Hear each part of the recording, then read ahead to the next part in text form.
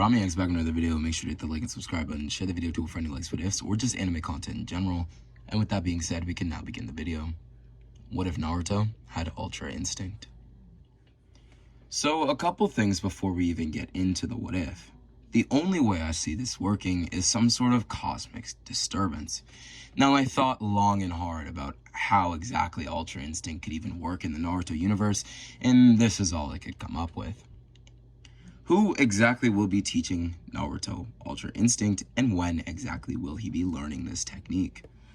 Well, I believe that he will be being taught by Whis. This is one of the only ways I foresaw this what if even working, so you'll have to bear with me, and for the sake of the what if, Whis will have to be in the Naruto timeline at some point. A cosmic disturbance has taken place. Because of this disturbance, for one single day, Dragon Ball characters are in Naruto's timeline. Now, of course, also for the sake of the what if, we'll have to assume that a character like Whis can teach Naruto Ultra Instinct. Naruto, at the time of being quote-unquote taught Ultra Instinct, will be 8 years old. Now, the reason I choose 8 years old is because Naruto would be starting the Ninja Academy around this time. Now, what needs to first be known is that Naruto in this timeline is going to spend a little bit more time in the forest of the village. It would be in this forest where he met Whis. Whis watched from afar. Whis had just been transported into a universe he was unfamiliar with, and although it would only be one day, Whis was unaware of this. First, he wanted to take in his surroundings, but when he saw a small boy with blonde hair and blue eyes, he fixated just for a moment. When Whis took his attention off of Naruto, Naruto finally saw Whis. The white-haired figure looked quite odd to Naruto, and so he paused for a second before asking who it was. "Who are you?" "Oh, me? My name is Whis. And you?" Naruto quickly replied with his name, and Whis paused. Although it could have been frivolous, for some reason, he thought that the boy could benefit from some help. "Your name is Naruto, you said?" Naruto's ears perched up just a tad as he nodded. "Well then, Naruto, can I ask you something?" "Of course you can. What is it?" "Well, I would like to teach you a technique, but I would only want to teach it to you if you want to learn it." "A technique? What's that?" "Think of it as a skill, Naruto." Okay. Well, I'd love that." "Are you sure you'd love that?" The way that your voice sounded, there was a tad of hesitation. At least that's what I think. No, I would love to learn the technique or skill or whatever." "All right. Well then, Naruto, I must tell you, I'm a bit of a busy man, so we're going to have to go through the basics. Also, I must tell you, I am not going to waste my time." What do you mean?" "Well, I'm not going to waste my time. Exactly what I said. Now, I will write down how to learn this technique, because, unfortunately, the world around me looks a little bit different than it usually does. I have to figure out what is the cause of this. Once I figure this out, maybe then I can come back and train you. But the basics of this technique are simple, I'd say. And once you learn it, well, at least learn the basics, then you won't need me to guide you. Okay. Naruto and Whis would then go over the basics of Ultra Instinct and how to achieve it. Now, one thing needs to be clear. Although Naruto may be learning the basics of Ultra Instinct, I don't think that he could learn this technique in just a single day. Because of this, Naruto will be learning the basics for the technique. We're going to have to assume that he is able to learn the Ultra Instinct in the first place, and that Whis is able to teach such a skill to Naruto. But under those pretenses, everything for the story should work. Now, Naruto is given the quote-unquote basics of Ultra Instinct. And Whis writes them down on a piece of paper that he hands Naruto. On the piece of paper are instructions on how to properly train the Ultra Instinct and how to actually achieve it. After Whis finished, he would leave Naruto to his own devices. Now remember, Whis only has one day. Whis did not know, but this was the last time he would be seeing Naruto. Naruto became committed to learning the Ultra Instinct, and every day he would practice. He remembered everything that Whis had told him, and so slowly but surely, day by day, he got closer to achieving the Ultra Instinct technique. Now it was with great struggle that he practiced every single day, and there were times where he would even miss the academy. And by that I mean he would fail to attend, because he had been so exhausted the night prior that he was unable to. But he was making great progress towards learning the Ultra Instinct.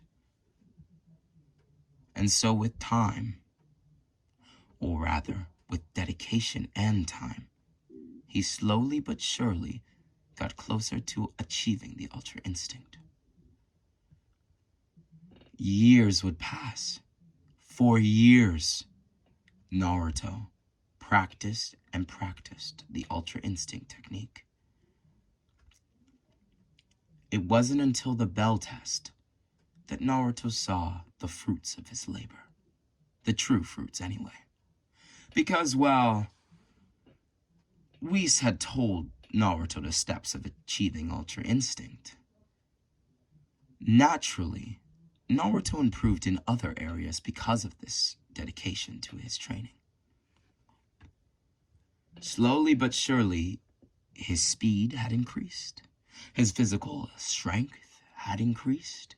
His combat sense had increased. And many more. And so the bell test would begin. Yes, 4 years passed. Yes, the bell test has now begun. Sorry for the time skip. A time skip of 4 years has now occurred, and we are now into the bell test. Everything would go quite similarly to Naruto's original timeline until the beginning of the bell test. Instead of how it occurred originally, Naruto had a change of plans. And so he rushed towards Kakashi, who had never seen Naruto truly fight, and Naruto had never really fought against anyone, not at his full power anyway. He decided not to hold back as he rushed towards Kakashi. Kakashi engaged Naruto as Naruto's fist met his. Such power, Kakashi thought to himself, as he could feel a tad of pain from the impact of Naruto's fist against his own. How strange. He's this strong? Before Kakashi could keep thinking on it, Naruto had already made his next move, which he had planned on being a kick to Kakashi's side. But Kakashi quickly evaded, kicking Naruto instead as Naruto went flying into a nearby tree. Naruto slowly got back up as he dusted off his clothing. "Kakashi-sensei," Naruto said. "How much power am I allowed to use?" Naruto asked. He was a tad hesitant, but still asked. "As much power as you see fit to get the bells," Kakashi said, as Naruto now rushed towards him again. This time, he would tell both Sakura and Sasuke to engage as well. Seeing how much Naruto was willing to put his own ass on the line and get hurt, they were willing to as well, and would jump in to support their comrade. As they rushed in towards Kakashi, Kakashi realized they had already passed the bell test. But that doesn't mean it was over. As they all got closer, Kakashi defeated each and every one of them in his own little way, sending each of them flying in different directions, except he was a little softer on Sakura, who he recognized as the weakest of the bunch. When they all laid on their faces, Kakashi slowly came close enough so they could hear him properly without him having to reach his voice too much. "Each one of you passes the bell test." He could not see all of their expressions, but when he did, they all displayed smiles. As he continued, "You three showed teamwork. That was the real test of the bell test." Naruto paused for a moment. "You mean to tell me we would have passed the minute that we used teamwork?" "Mm-hmm. That's exactly what I'm telling you." Naruto paused again, looking down as he said, "I see." Naruto, Kakashi, Sakurai, and Sasuke then went on to go about their regular days. Naruto returned to his apartment, wherein he would make himself some ramen and be sitting down on his bed. He had passed the bell test, which was for him a significant achievement because now he was an official genin. And regardless of his struggles in school, he still ended up as a genin, which was one step closer to becoming Hokage. Naruto couldn't help but smile to himself and enjoy his ramen. The next day would be very similar to every subsequent day. Naruto, Sasuke, and Sakura, alongside Kakashi, would go on several D-rank missions. Slowly but surely, Naruto, Sasuke, and Sakura got a little bit bored. Yes, they were genin, but they also felt that their efforts could be spent on things other than saving people's dogs or things like that. Kakashi, recognizing this, would pay a visit to Lord Third. During the visit, he would ask the third Hokage if his students would be able to partake in a C-rank mission. Hiruzen Sarutobi, after hearing Kakashi's pleas, allowed Kakashi to take on a C-rank mission. This C-rank mission would be a journey to the land of waves. When Kakashi brought the news to his squad, he saw that both Sasuke, Sakura, and Naruto were a little ecstatic. They were glad to finally be done with chasing around people's dogs or things of that sort. I know that's the example I keep pointing to, but what more has to be said? When they finally began their mission, which wouldn't be until a couple days later, they would make their way to the Land of Waves. On the way to the Land of Waves, they would be ambushed by the Demon Brothers. Now, just like in the original timeline, Sasuke would dispatch of them. As much as I know Naruto is now stronger, I see no reason that this event has to change. It makes sense that Sasuke did this in the original timeline, and I see no problem with it happening in this one. Once they finally arrived in the Land of Waves, all things that happened in the original timeline go just about the same until the battle with Zabuza and Haku. Haku's ice mirrors have now trapped both Naruto and Sasuke. And because of this, their lives are now in danger. Sasuke has already been riddled with needles, and so has Naruto, but much less than Sasuke. Because of this, Naruto would have to step up. And so, as one needle came towards Naruto, he closed his eyes. For a moment, he imagined the needle not hitting him. He also imagined swaying his body just perfectly so that it did not hit him.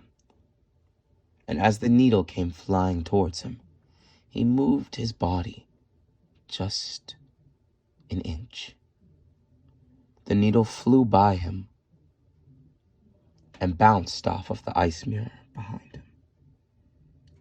As it bounced off, it came back towards him, but he dodged again. It was as if he could feel when the needle was coming, and when to dodge, and how to dodge it as well. Slowly but surely, Naruto got used to Haku's attacks. Haku would send a needle towards Naruto. Naruto would close his eyes for a moment, and then dodge the needle. And if the needle eventually came back, he would dodge it once more. His hair slowly turned a light silver. It was so light that it actually looked like his hair was still blonde. And it was more of a hue on the edges and tips of his hair. This is the unmastered form of Ultra Instinct.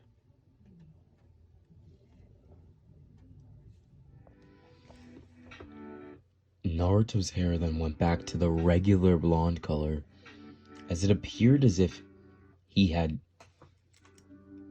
disengaged his transformation, or in other words, fallen out of it. Sasuke had fallen, but then he picked himself back up. As the icy needles shimmered in the fading moonlight, a blizzard of death hurtling toward Naruto and Sasuke. Trapped in Haku's crystal prison, mirrors of ice reflected their desperation, each one echoing the sheer speed and lethality of their opponent. Blood began to trickle from Sasuke's mouth as he staggered forward, his body trembling, but his resolve unwavering. Usually it was Naruto to inspire Sasuke, but here, Naruto found a great inspiration in his comrade. "Naruto!" Sasuke growled through gritted teeth, his voice harsh and soft. "Stop being such an idiot. If you don't focus, we're both going to die here." Naruto's fist clenched. "I know that, Sasuke, but I can't keep up with her, goddammit. She's too fast." His knuckles turned white as he slammed his fist into the ice beneath him. What's the point of being a ninja if I can't even protect my own teammate?" Naruto said to himself. Haku's cold, A motionless voice echoed from every mirror in the ice mirror room. You two should stop struggling. This battle is over. Soon you will be at peace. The next barrage of Senbon needles struck with unrelenting precision. Naruto barely managed to roll out of the way, his orange jacket shredded in places, fresh blood staining the snow beneath him. Sasuke, on the other hand, wasn't as lucky. 3 needles pierced his leg, dropping him to one knee. Naruto's stomach now twisted as he watched Sasuke cough up blood. Yet the Uchiha still forced himself to stand. Why?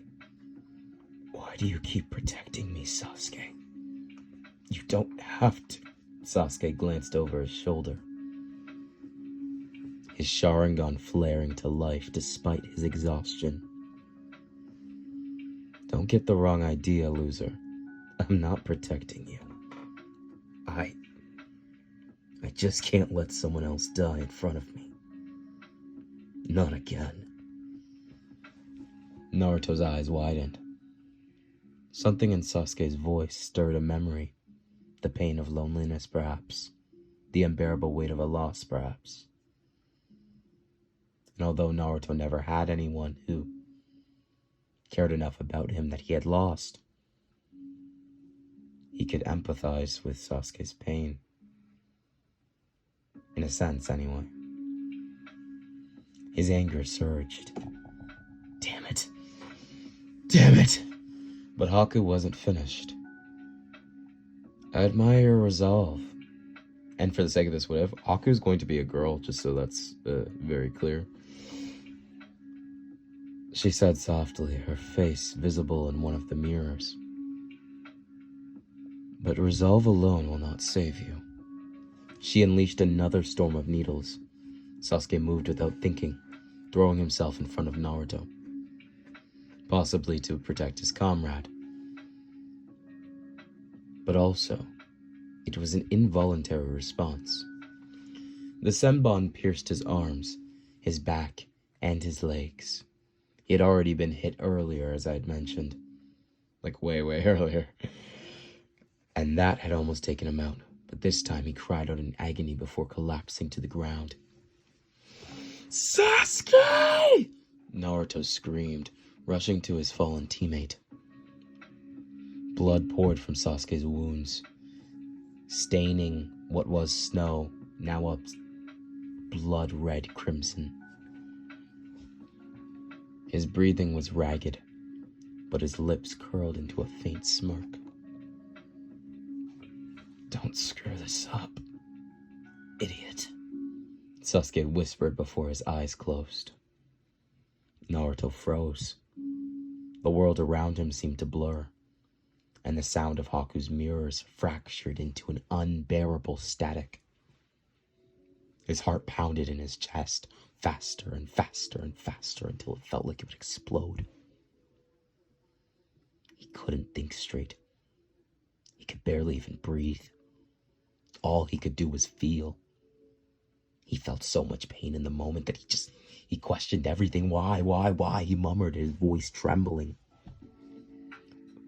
Why does everyone have to sacrifice themselves for me? Why am I so weak? Why? A voice echoed in his mind, deep and guttural, filled with malice and power. Do you want to live, boy? Do you want the strength to crush your enemies? To protect what is yours? Then take it. Take all of it. Take my power. Naruto's vision blurred. His body now felt like it was on fire, and his legs felt like they were filled with pins and needles. Every nerve ignited at once. His heartbeat even slowed, but then it quickened, and then it slowed again, as if his body was searching for a new rhythm, a new beat. The air around him grew heavy and electric. And when he opened his eyes once more, they weren't the usual blue. Now, They glowed silver, with slitted pupils burning like molten steel. Haku faltered. Earlier, Haku had noticed when Naruto began adapting to her techniques, to her attacks. But this didn't last long, and once Haku got more serious, well, Naruto had already fallen out of his unmastered Ultra Instinct state by this point, but now he has re-entered it, and with a true, we'll say, fluidity here. Naruto now stood, his movements unnaturally fluid. His body began moving on instinct alone, and the ground beneath him tremored as he took a single step forward, the pressure of his presence forcing the air to ripple around him. Haku hesitated for the first time. She launched a volley of needles, faster and denser than ever before. But Naruto didn't flinch. Instead, his body shifted effortlessly, dodging every single needle as if they were moving in slow motion. "How?" Haku whispered, her voice trembling. She darted between mirrors, trying to confuse him. But Naruto's gaze followed her every movement. She couldn't escape those piercing silver eyes with the slit in the middle. And in a blur, Naruto vanished and reappeared in front of one of the mirrors. He struck it with a single palm, which he outstretched and then slammed, shattering it into 1,000 shards. Haku barely managed to escape, her breath coming in short gasps. "You hurt Sasuke," Naruto said, his voice eerily calm. "You hurt my friend." Haku tried to retaliate, summoning ice spears from the ground, but Naruto weaved between them effortlessly. His movements had become a perfect balance of offense and defense. Each strike he delivered shattered her defenses effortlessly. Each dodge made her attacks feel meaningless and pathetic. "Stop this," Haku pleaded. "Please, I don't want to kill you." See, at this time, Haku was still holding back just a tad. But Naruto's expression now softened. For a moment, anyway. "Then why are you doing this? Why are you fighting for someone like Zabuza who doesn't even care about you?" Haku's eyes widened. She gulped. Because I owe Zabuza everything. Without him, I'm nothing." Naruto's heart ached at her words. He could feel her pain. In fact, he understood it very well. And her loyalty as well. That made sense too. But he couldn't let her continue. Not after what she had done to Sasuke, who still laid in a pool of his own blood and he didn't know if he was dead or alive. With a final surge of power, Naruto appeared behind Haku in an instant, his palm now hovering inches from her neck. "You don't have to be anything," he said softly. "You can choose to be something else, someone else." Haku's hand trembled as she lowered it, the ice around them melting into the water. Or into just water, rather, as tears streamed down her face. I don't know how." Before Naruto could respond, Zabuza's voice cut through the silence. "Haku, finish him!" Naruto churned, his silver eyes now narrowing. He realized that the fight wasn't over, even if he had a temporary surrender from Haku.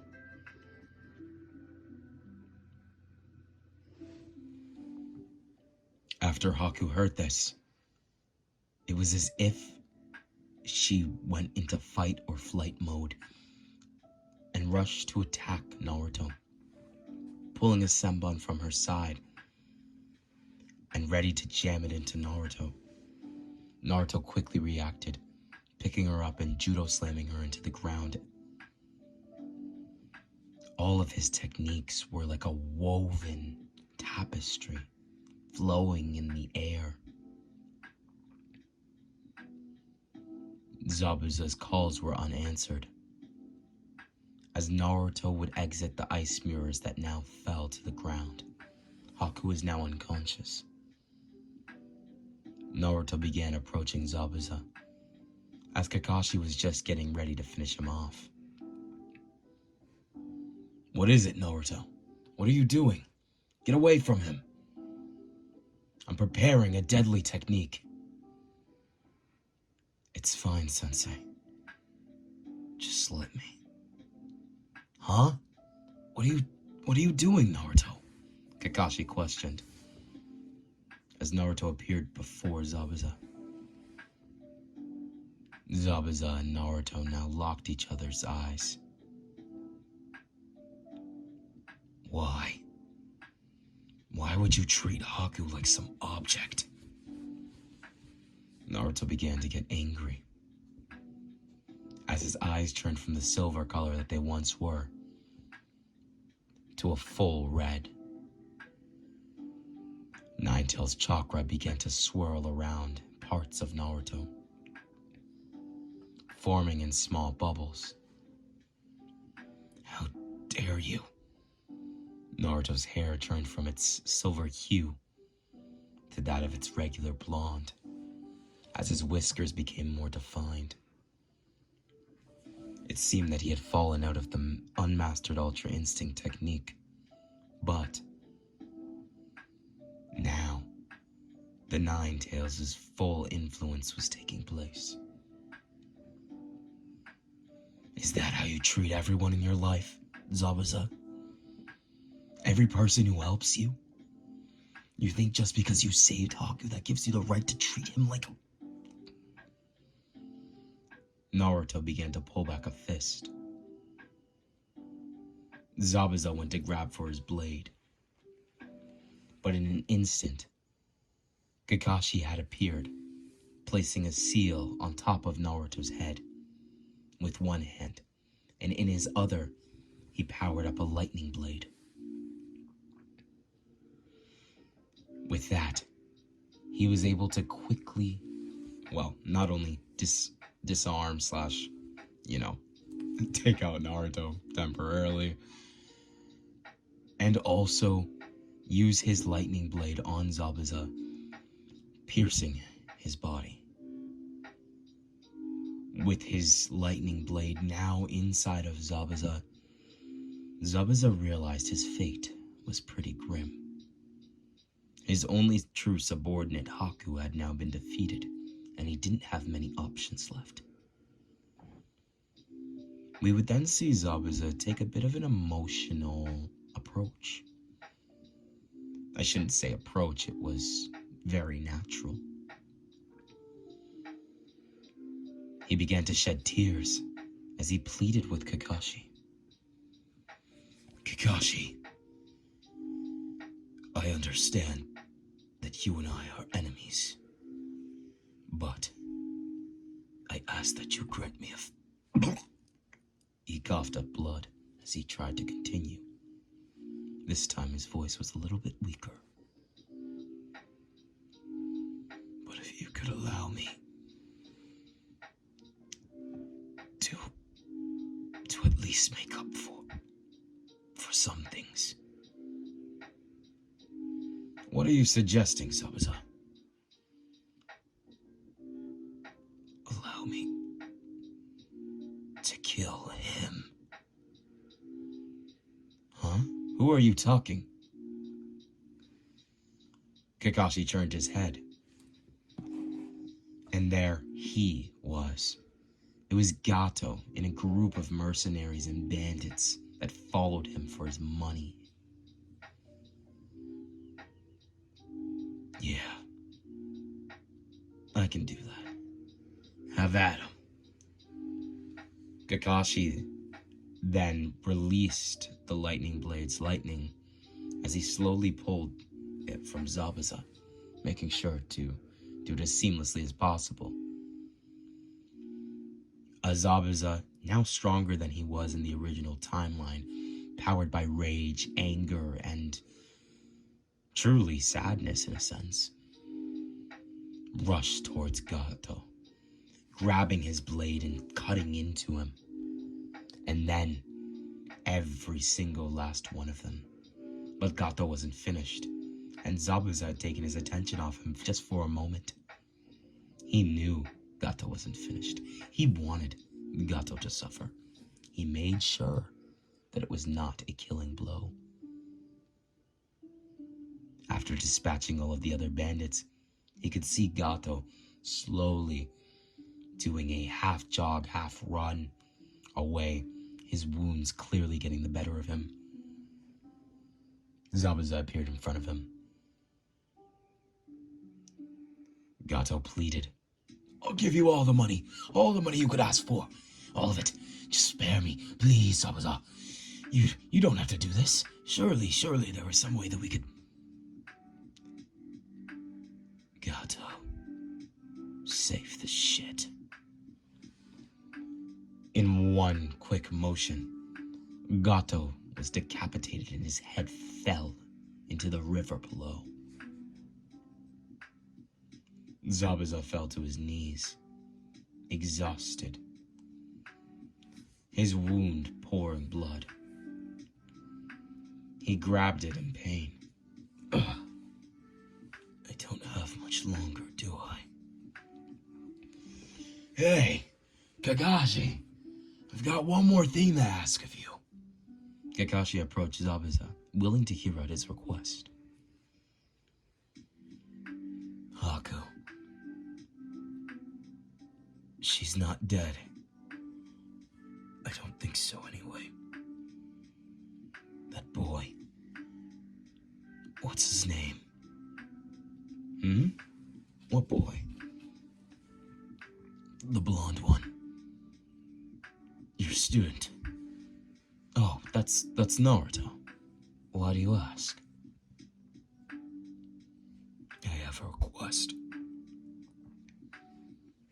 Please, pass these words on to Haku.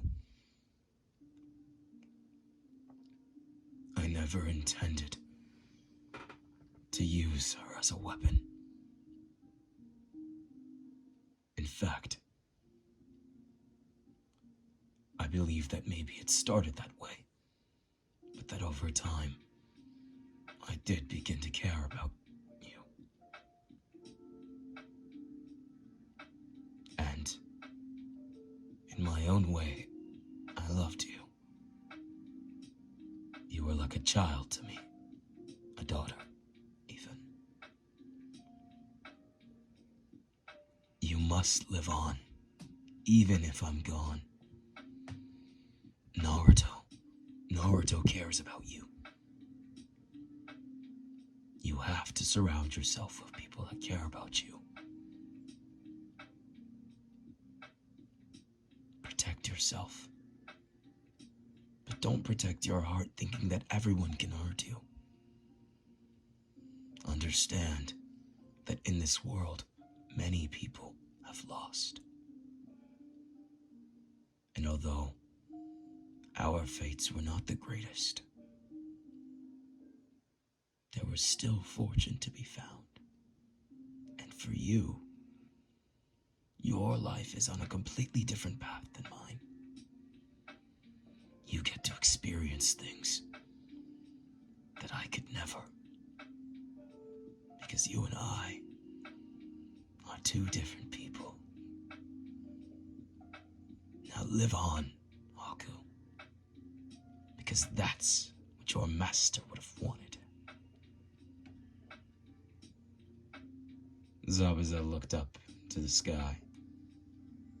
He now laid on his back as he asked Kakashi, "Was that a good message for Haku? What do you think? Would she appreciate it?" Zabuza, You were my enemy. But I hope you know, I harbor no malice for you.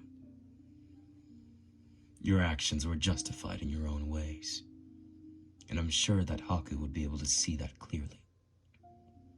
You have nothing to worry about, my friend. For a deadly ninja who fought in one of the great wars, you're softer than I expected, copy ninja.